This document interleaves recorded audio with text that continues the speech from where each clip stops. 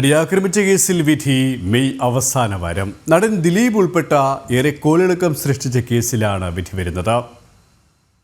വിചാരണ ആരംഭിച്ച് 7 വർഷത്തിനു ശേഷമാണ് കോടതി വിധി പറയുന്നത്. അന്തിമവാദം മെയ് 21 നടക്കും.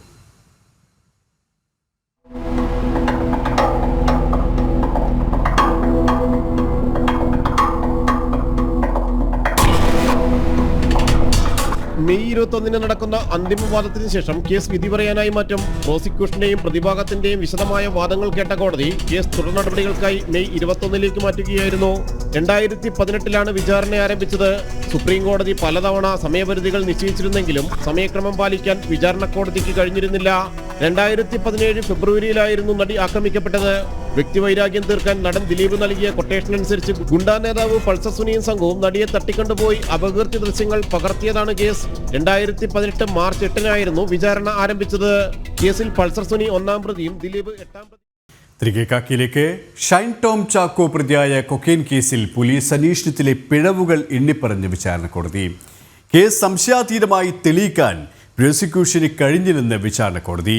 അന്വേഷണം നടപടിക്രമങ്ങൾ പാലിച്ച് പൂർത്തിയാക്കുന്നതിൽ പോലീസിന് വീഴ്ച പറ്റിയെന്നും എറണാകുളം അഡീഷണൽ സെഷൻസ് കോടതി.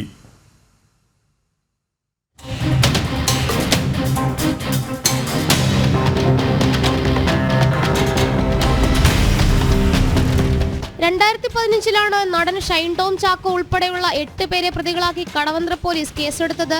ഈ വർഷം ഫെബ്രുവരി 11 8 പ്രതികളെയും കോടതി കുറ്റവിമുക്തരാക്കി. എന്നാൽ വിചാരണ കോടതിയുടെ വിധിന്യായം ഇപ്പോഴാണ് പുറത്തുവരുന്നത്. ഷൈൻ ടോം ചാക്കോ പ്രതിയായ കൊക്കെയിൻ കേസിൽ പോലീസ് അന്വേഷണത്തിലെ പിഴവുകൾ എണ്ണിപ്പറഞ്ഞുള്ളതാണ് വിചാരണ കോടതി ഉത്തരവ്. കേസ് സംശയാതീതമായി തെളിയിക്കുവാൻ പ്രോസിക്യൂഷന് കഴിഞ്ഞില്ല. അന്വേഷണം നടപടിക്രമങ്ങൾ പാലിച്ച് പൂർത്തിയാക്കുന്നതിൽ പോലീസിന് വീഴ്ച പറ്റിയെന്നും എറണാകുളം അഡീഷണൽ സെഷൻസ് കോടതി ഉത്തരവിൽ ചൂണ്ടിക്കാട്ടി. പിടിച്ചെടുത്ത കൊക്കെയിന്റെ ഘടകങ്ങൾ ശാസ്ത്രീയമായി വേർതിരിച്ച് പരിശോധിച്ചില്ല. കൊക്കെയിനിലെ ക്ലോറൈഡ് ഉൾപ്പെടെയുള്ള ഘടകങ്ങൾ വേർതിരിച്ച് ഫോറൻസിക് സയൻസ് ലാബ് പരിശോധന നടത്തിയില്ല. ഷൈൻ ടോം ചാക്കോ ഉൾപ്പെടെയുള്ള 5 പ്രതികൾ കൊക്കെയിൻ ഉപയോഗിച്ചോ എന്ന് പോലീസ് പരിശോധിച്ചില്ല. പോലീസ് കണ്ടെടുത്ത വസ്തുക്കൾ സെർച്ച് മെമ്മോയിൽ രേഖപ്പെടുത്തിയില്ല. വനിതാ പ്രതികളെ പരിശോധിച്ചത് വനിതാ പോലീസ് അല്ല. ഡ്യൂട്ടിയിലില്ലാത്ത ഗസറ്റഡ് ഉദ്യോഗസ്ഥന്റെ സാന്നിധ്യത്തിലാണ് അന്വേഷണ ഘട്ടത്തിൽ മഹസർ തയ്യാറാക്കിയത്. 1-ാം പ്രതിയുടെ പോക്കറ്റിൽ നിന്ന് കൊക്കെയിൻ കണ്ടെത്തിയില്ലെന്ന് വനിതാ പോലീസ് ഉദ്യോഗസ്ഥ വിചാരണ ഘട്ടത്തിൽ പറഞ്ഞു. രഹസ്യവിവരം ലഭിച്ചുവെന്ന പ്രോസിക്യൂഷന്റെ വാദം പോലീസ് പട്രോളിംഗ് സംഘം കോടതിയിൽ തള്ളിപ്പറഞ്ഞു. ഷൈൻ ടോം ചാക്കോ ഉണ്ടായിരുന്ന ഫ്ളാറ്റ് തുറന്നത് ആരെന്നും ആദ്യം അകത്തേക്ക് കടന്നത് ആരെന്നും പോലീസ് ഉദ്യോഗസ്ഥന് ഓർമ്മയില്ലെന്നുമാണ് വീഴ്ചകളായിട്ട് എണ്ണിപ്പറഞ്ഞുകൊണ്ടുള്ള വിധിയിൽ വിചാരണ കോടതി വ്യക്തമാക്കിയിട്ടുള്ളത്. ജനം, കൊച്ചി. ആലപ്പുഴയിലെ കഞ്ചാവ് ഹൈബ്രിഡ് കേസിൽ പിടിയിലായ സുൽത്താൻ അക്ബർ അലിക്ക് ബാങ്ക് അക്കൗണ്ടിൽ നിന്ന് എക്സൈസ്. കഞ്ചാവും സ്വർണവും അടക്കമുള്ളവ വിദേശത്തു നിന്ന് കടത്തുന്ന ഇയാൾ മറ്റാരുടെയെങ്കിലും അക്കൗണ്ട് ഉപയോഗിക്കുന്നതായാണ് സംശയം. പ്രതിയുടെ ബാങ്ക് അക്കൗണ്ടുകൾ കണ്ടെത്താൻ കഴിയാത്തത് അന്വേഷണ സംഘത്തിന് വെല്ലുവിളിയാണ്.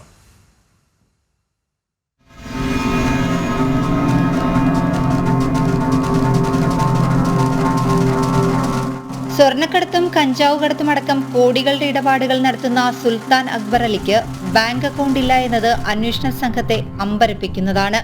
ഇതിലെ ദുരൂഹത മാറ്റാൻ കൂടുതൽ അന്വേഷണത്തിലേക്ക് കടന്നിരിക്കുകയാണ് എക്സൈസ്. മറ്റാരുടെയെങ്കിലും അക്കൗണ്ടാണോ സുൽത്താൻ അക്ബർ അലി കള്ളക്കടത്തിനായി ഉപയോഗിക്കുന്നതെന്നും സംശയമുണ്ട്.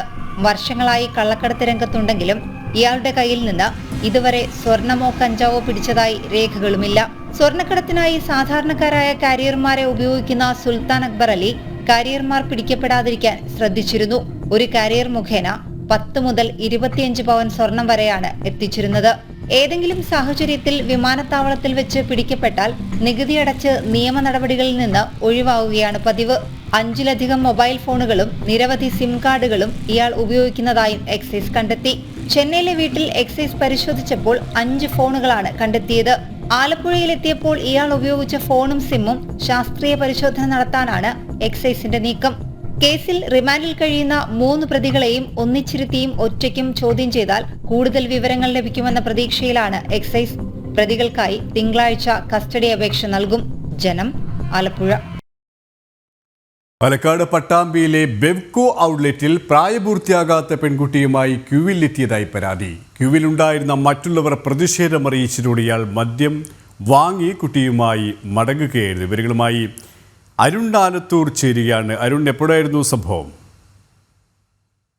8 മണിയോടുകൂടിയാണ് ഇത്തരത്തിലൊരു സംഭവം നടന്നത്. പട്ടാമ്പി തൃത്താല റോഡിൽ കരിമ്പനം കടവിലുള്ള ബിവറേജസ് ഔട്ട്ലെറ്റിന്റെ പ്രീമിയം കൗണ്ടറിലാണ് 10 വയസ്സ് പ്രായം തോന്നിക്കുന്ന പെൺകുട്ടിയുമായി രക്ഷിതാവ് എത്തിയത്.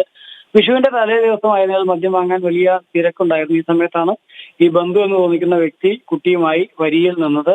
മദ്യം വാങ്ങാൻ എത്തിയ മറ്റുള്ളവരാണ് ഇത് ആദ്യം കാണുന്നത്. തുടർന്ന് അവർ പ്രതിഷേധത്തിന് ഇടയാക്കുകയായിരുന്നു. ചില ആളുകൾ ഇതിന്റെ ദൃശ്യങ്ങൾ പകർത്തുകയും ചെയ്തിരുന്നു. ഏതായാലും നിലവിൽ ഈ ബിവറേജ് ഔട്ട്ലെറ്റിലെ CCTV ക്യാമറയിൽ ഉൾപ്പെടെ ഈ ബന്ധു കുട്ടിയുമായിട്ട് എത്തിയതിന്റെ ദൃശ്യങ്ങൾ ഉണ്ട് എന്നുള്ളതാണ് മനസ്സിലാക്കാൻ സാധിക്കുന്നത്. ഏതായാലും പോലീസ് സംഭവത്തിൽ ഇതാരാണ് എന്ന സംബന്ധിക്കുന്ന കാര്യങ്ങളിലേക്കെല്ലാം അന്വേഷണവും ആരംഭിച്ചിട്ടുണ്ട്. ശരി, അരുൺ ആലത്തൂരാണ് വിവരങ്ങൾ നൽകിയത്. നിയമസഹായം തേടിയെത്തിയ യുവതിയെ പീഡിപ്പിച്ചെന്ന കേസിൽ പ്രതിയായ മുൻ സർക്കാർ അഭിഭാഷകൻ PG മനുവിനെ കൊല്ലത്ത് മരിച്ച നിലയിൽ കണ്ടെത്തി. കൊല്ലം ആനന്ദവല്ലീശ്വരത്തെ വാടക വീട്ടിലാണ് തൂങ്ങി മരിച്ച നിലയിൽ കണ്ടെത്തിയത്. സംഭവത്തിൽ പോലീസ് അന്വേഷണം ആരംഭിച്ചു.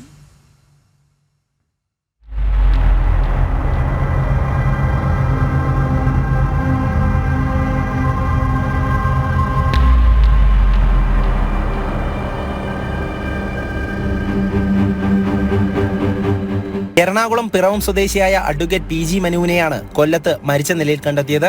ഡോക്ടർ വന്ദനദാസ് കൊലക്കേസിലെ പ്രതിഭാഗം അഭിഭാഷകനായിരുന്നു നിലവിൽ PG മനു. അഭിഭാഷകനായ ആളൂരിനൊപ്പം മനു കൊല്ലം കോടതിയിൽ ഹാജരായിരുന്നു. കോടതിയിൽ കേസ് നടപടികളുള്ളപ്പോഴാണ് വാടക വീട്ടിൽ വന്നിരുന്നത്. കഴിഞ്ഞ 2 ദിവസമായി മനു ഇവിടെ താമസിച്ചിരുന്നു. അതിനുശേഷം സുഹൃത്തുക്കൾ എത്തിയപ്പോഴാണ് തൂങ്ങി മരിച്ച നിലയിൽ കണ്ടെത്തിയത്. 2 മാസം മുൻപാണ് ഇയാൾ ആനന്ദവല്ലീശ്വരത്ത് വീട് വാടകയ്ക്കെടുത്തത്. മേടിച്ച് കുടിച്ചെന്നാണ് കുടിച്ചതിന് ശേഷം ചായം മേടിച്ച് മേളിൽ പോയെന്നാണ് അറിഞ്ഞത്. അതിനുശേഷം പിന്നെ പുള്ളി താഴോട്ട് വന്നില്ല. കൂടുള്ള 2 പേര് 10 മണിക്കോ 10:30 ഇവിടെ വന്ന് മേളിലോട്ട് കയറിയിട്ടാണ് താഴെ വന്ന് ഹൗസ് ഓണറടുത്ത് പറയുമ്പോഴാണ് അവരിത് അറിയുന്നത് ഇങ്ങനൊരു സംഭവം നടന്നെന്ന്. പിന്നെ ഇന്ന് ഇവിടെ ഈ ക്ഷേത്രത്തിൽ ആനന്ദവല്ലീശ്വരം ക്ഷേത്രത്തിൽ ഇവിടെ ആറാട്ടാണ്. അപ്പോൾ അതിനോടനുബന്ധിച്ച് ഇവിടെ ആറാട്ട് സദ്യയുണ്ട്. അപ്പോൾ ഈ ചേച്ചി രാവിലെ അമ്പലത്തിൽ പോയിട്ട് വന്നിട്ട് ഇദ്ദേഹത്തിനോട് അവിടെ പോയി ഭക്ഷണം കഴിക്കാനും സദ്യ കഴിക്കാനും പറഞ്ഞായിരുന്നു. അപ്പം പുള്ളി അതിനോട് വലിയൊരു താല്പര്യം കാണിച്ചില്ലെന്നാണ് അറിയാൻ സാധിച്ചത്. അതിനെക്കുറിച്ചൊന്നും ഇവർക്ക് അറിയാം. ഇവരുമായിട്ടും വലിയ കമ്മ്യൂണിക്കേഷനൊന്നും ഇല്ല. നമുക്കറിയാൻ സാധിച്ചതെന്ന് പറയുന്നത് അവരുമായിട്ടും വലിയ കമ്മ്യൂണിക്കേഷനൊന്നും ഇല്ല. സംഭവ സ്ഥലത്ത് പോലീസ് എത്തി തുടർ നടപടികൾ സ്വീകരിച്ചു വരികയാണ്. മുൻപ് നിയമസഹായം തേടിയെത്തിയ യുവതിയെ പീഡിപ്പിച്ച കേസിൽ PG മനു അറസ്റ്റിലായിട്ടുണ്ട്. എറണാകുളം കടവന്ത്രയിലെ ഓഫീസിൽ വിളിച്ചു വരുത്തി ബലമായി പീഡിപ്പിച്ചുവെന്നായിരുന്നു യുവതിയുടെ പരാതി. പിന്നീട് മനുവിന് ഹൈക്കോടതി സിംഗിൾ ബെഞ്ച് ജാമ്യം അനുവദിച്ചിരുന്നു. ജനം, കൊല്ലം. കൊല്ലം അഞ്ചലിൽ ലഹരി മാഫിയക്കെതിരെ പ്രതികരിച്ച യുവാക്കളെ കയ്യേറ്റം ചെയ്തു. നിരവധി ക്രിമിനൽ കേസുകളിൽ പ്രതിയായ ലക്ഷംവീട് സ്വദേശി വിശാഖിന്റെ നേതൃത്വത്തിലാണ് കയ്യേറ്റ ശ്രമമുണ്ടായത്. നിയാസ്, ഷമീം, കണ്ണൻ എന്നിവരും സംഘത്തിലുണ്ടായിരുന്നു. വിശദാംശങ്ങളുമായി മനോജ് ചേരുകയാണ്. മനോജ്, ഈ ലഹരി സംഘത്തിന്റെ ആക്രമണം, ഇവർക്കെതിരെ ഏതെങ്കിലും തരത്തിലുള്ള നടപടിയെടുത്തിട്ടുണ്ടോ? മറ്റ് വിശദാംശങ്ങളും? അഞ്ചൽ കരികോണിലാണ് ഇത്തരത്തിൽ ഈ ലഹരി സംഘത്തിന്റെ ആക്രമണം ഉണ്ടായിട്ടുള്ളത്. അതായത് കുറച്ച് ദിവസങ്ങൾക്ക് മുൻപ് ഈ പ്രദേശത്ത് തന്നെ ക്ഷേത്രത്തിന് സമീപത്തിരുന്ന മദ്യപിച്ച സംഘത്തെ അവിടെയുള്ള നാട്ടുകാർ ചേർന്ന് യുവാക്കളൊക്കെയും ചേർന്ന് കണ്ടെത്തുകയും തുടർന്ന് പോലീസിൽ പിടിച്ചേൽപ്പിക്കുകയും ചെയ്തിരുന്നു. അതിന്റെ ഒരു വൈരാഗ്യമാണ് പിന്നീട് അങ്ങോട്ട് ഈ പ്രദേശത്തുള്ള യുവാക്കളുമായി ഈ മാഫിയ സംഘത്തിനുണ്ടായിരുന്നത്. ഈ ലഹരി മാഫിയ സംഘമാണ് ഇന്ന് യുവാക്കളെ വഴിയിൽ തടഞ്ഞു വെച്ചുകൊണ്ട് തന്നെ, അതായത് അച്ഛനോടൊപ്പം വന്ന മകനെ വഴിയിൽ തടഞ്ഞു വെച്ചുകൊണ്ട് ഇത്തരത്തിലൊരു ആക്രമണം നടത്തി. നിരവധി ക്രിമിനൽ കേസുകളിൽ പ്രതിയാണ് ഈ ലക്ഷംവീട് സ്വദേശിയായിട്ടുള്ള വിശാഖിന്റെ നേതൃത്വത്തിലാണ് ഈ കയ്യേറ്റ ശ്രമം ഉണ്ടായത്. അതിന്റെ ദൃശ്യങ്ങളൊക്കെ നമുക്ക് കാണാൻ സാധിക്കും. അതോടൊപ്പം തന്നെ നിയാസ്, ഷമീം, കണ്ണൻ എന്നിവരും ഈ സംഘത്തിൽ ഉണ്ടായിരുന്നു. ഈ പ്രദേശത്ത് വ്യാപകമായി തന്നെ ഇത്തരത്തിൽ ലഹരി ഉപയോഗിച്ചുകൊണ്ട് ഈ സാമൂഹ്യ വിരുദ്ധ പ്രവർത്തനങ്ങളൊക്കെ നടന്നു വരുന്നുണ്ടായിരുന്നു. അതിനെയൊക്കെ തന്നെ ഈ പ്രദേശത്തുള്ള യുവാക്കൾ ചേർന്ന് എതിർത്തിരുന്നു. എന്നാൽ ഇതിനെതിരെയാണ് ഇത്തരത്തിൽ ആക്രമണം നടത്തുന്ന ഒരു സാഹചര്യത്തിലേക്ക് പോയത്. നേരത്തെ തന്നെ കഴിഞ്ഞ കുറച്ച് ദിവസങ്ങൾക്ക് മുൻപ് ഈ സംഘത്തെ പോലീസ് സ്റ്റേഷനിലെത്തിച്ച് മറ്റു നടപടികളൊക്കെ പൂർത്തിയാക്കിയിരുന്നു. എന്നാൽ വീണ്ടും ഇവർ ഈ പ്രദേശത്തുള്ള ആളുകളോട് അല്ലെങ്കിൽ ഇത്തരത്തിലുള്ള യുവാക്കളോട് വൈരാഗ്യം വെച്ച് പുലർത്തിക്കൊണ്ട് ഈ ലഹരി ഉപയോഗിച്ചുകൊണ്ട് അവിടെ ആക്രമണം ഉണ്ടാക്കുകയാണ്. ആ സ്ഥലത്തൊരു സംഘർഷാവസ്ഥ സൃഷ്ടിക്കുകയാണ്. എന്തായാലും ഈ അന്ന് പരാതി നൽകിയ അല്ലെങ്കിൽ പോലീസിന് ഈ കാര്യം പറഞ്ഞു കൊടുത്ത യുവാക്കളെയാണ് വഴിയിൽ തടഞ്ഞു വെച്ച് ഈ സംഘം പ്രതികാരം തീർക്കുന്നത്. എന്തായാലും ആ ദൃശ്യങ്ങളിലൊക്കെ വ്യക്തമാണ് യുവാക്കളെയാണ് ആ പ്രദേശത്തുള്ള യുവാക്കൾക്ക് നേരെയാണ് കയ്യേറ്റ ശ്രമം ഉണ്ടാകുന്നത്. എന്തായാലും പോലീസിനെ സംബന്ധിച്ചിടത്തോളം ഈ ലഹരി സംഘത്തെ പിടികൂടുക, അല്ലെങ്കിൽ ഈ പ്രദേശത്തെ ഇത്തരത്തിൽ ഈ സാമൂഹ്യ വിരുദ്ധ പ്രവർത്തനങ്ങൾ നടത്തുന്നവരെയൊക്കെ അവർക്കെതിരെ നടപടിയെടുക്കുക എന്നുള്ളതാണ്. അവിടെയുള്ള ജനങ്ങളും ആവശ്യപ്പെടുന്നത് ഇത് തന്നെയാണ്. കാരണം ഇത്തരത്തിൽ ലഹരി ഉപയോഗിച്ചുകൊണ്ട് പലതരത്തിലുള്ള പ്രവർത്തനങ്ങളും ഇവർ അതായത് ഈ മാഫിയ സംഘം നടത്തുന്നതായാണ് പരാതി. നിരന്തരമായി തന്നെ ഈ സംഘത്തിനെതിരെ പരാതി ഉയരുന്നുണ്ട്. ഈ സാഹചര്യത്തിൽ കൂടിയാണ് ഇത്തരം ഒരു സംഘർഷം കൂടെ നടക്കുന്നത്. KP. ശരി, മനോജാണ് വിവരങ്ങൾ നൽകിയത്. കോഴിക്കോട് നഗരത്തിൽ വീണ്ടും വൻ ലഹരി വേട്ട. വിൽപ്പനയ്ക്കായി കൊണ്ടുവന്ന 20 കിലോ 465 ഗ്രാം കഞ്ചാവുമായി 3 പേർ പിടിയിലായി. പിക്കപ്പ് വാനിൽ കഞ്ചാവുമായി വന്ന കാസർഗോഡ് സ്വദേശികളാണ് പിടിയിലായത്. മലാപ്പറമ്പ് ജംഗ്ഷനിൽ വാഹന പരിശോധനയിലാണ് സീറ്റിനടിയിൽ ഒളിപ്പിച്ച നിലയിൽ ലഹരി വസ്തുക്കൾ കണ്ടെത്തിയത്. ബദിയടുക്ക സ്വദേശികളായ ശ്രീജിത്ത്, കൃതിഗുരു, മുഹമ്മദ് അഷ്റഫ് എന്നിവരാണ് പിടിയിലായത്. സിറ്റി നാർക്കോട്ടിക് സെൽ അസിസ്റ്റന്റ് കമ്മീഷണറുടെ നേതൃത്വത്തിലുള്ള ഡാൻസ് ഓഫ് ടീമും ചവായൂർ പോലീസും ചേർന്നാണ് പ്രതികളെ പിടികൂടിയത്.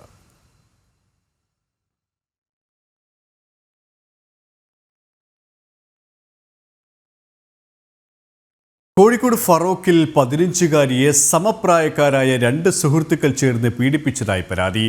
ഒപ്പമുണ്ടായിരുന്ന 11-കാരൻ ദൃശ്യങ്ങൾ പകർത്തിയതായും പെൺകുട്ടിയുടെ വെളിപ്പെടുത്തൽ. നല്ലളം പോലീസ് കേസ് എടുത്ത് അന്വേഷണം ആരംഭിച്ചു.